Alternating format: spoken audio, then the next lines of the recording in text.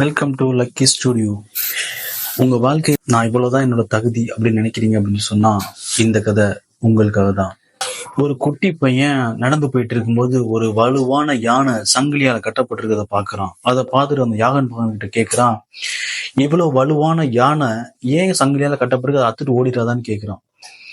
அதுக்கு அந்த யானை பாகன் அது ஓடவே ஓடாதுன்னு சொல்றான். அந்த குட்டி பையன் ஏன் அப்படின்னு கேட்கிறான்.